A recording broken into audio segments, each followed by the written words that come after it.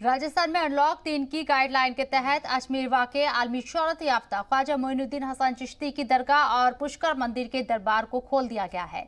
आलमी वबा कोरोना के सबब तकरीबन 75 दिनों से बंद अजमेर दरगाह आज सुबह 5 बजे जायरीन के लिए खोल दी गई।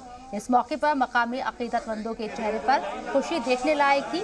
इस मौके पर सज्जादा नशीनों ने खुशी का इजहार करते हुए बताया कि ख्वाजा के चाहने वाले उनके दरबार में हाजिरी के लिए परेशान थे, लेकिन अब उनकी मुरादें पूरी हुई। इस दौरान कोरोना गाइडलाइंस पर मुकम्मल तौर पर अमल किया जाएगा, इस बात की भी उन्होंने यकीन दहानी कराई।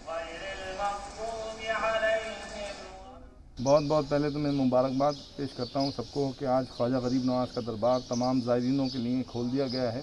जो लोग तरस रहे थे ख्वाजा की चौखट चूमने के लिए, आज अल्हम्दुलिल्लाह अल्लाह का शुक्र है कि वो सब गरीब नवाज के दरबार में हाज़िरी देने आए हैं और गाइडलाइन के हुक्म के मुताबिक उसी तरीके से लोग अंदर हाज़िरी दे रहे हैं। मास्क का पूरा ख्याल रख रहे हैं, सैनिटाइज का, और दूरी बनाए हुए हैं एक दूसरे से, और सब लोग अंदर दरबार में बड़ी खुशहाली के साथ हाज़िरी दे रहे हैं। चादर और फूल पर अभी पाबंदी है? हाँ, अभी सख्त पाबंदी है, धीरे धीरे इंशाल्लाह वो भी हो जाएगा। बाबा जी का जब हुक्म होगा वो भी हो जाएगा इंशाल्लाह। आज तमाम देशवासियों को बहुत बहुत मुबारकबाद देता हूँ कि ख्वाजा साहब का दरबार काफ़ी टाइम से बंद था और गरीब नवाज के चाहने वाले बहुत तड़प रहे थे गरीब नवाज के दरबार में आने के लिए।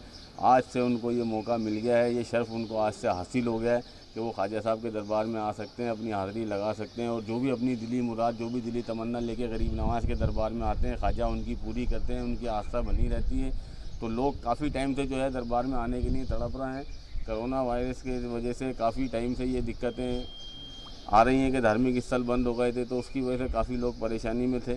आज चढ़ावे पे पाबंदी है, फूल और चढ़ावे पे पाबंदी है। गरीब नवाज का दरबार खुल गया, ख्वाजा साहब के दरबार के अंदर में लोगों की हाज़िरी हो गई और जब यहाँ हाज़िरी हो गई तो फूल और चादर भी चढ़ी जाएंगे। कितने दिन लगेंगे, 2-4 दिन में वो भी हो ही जाएगा इंतज़ाम।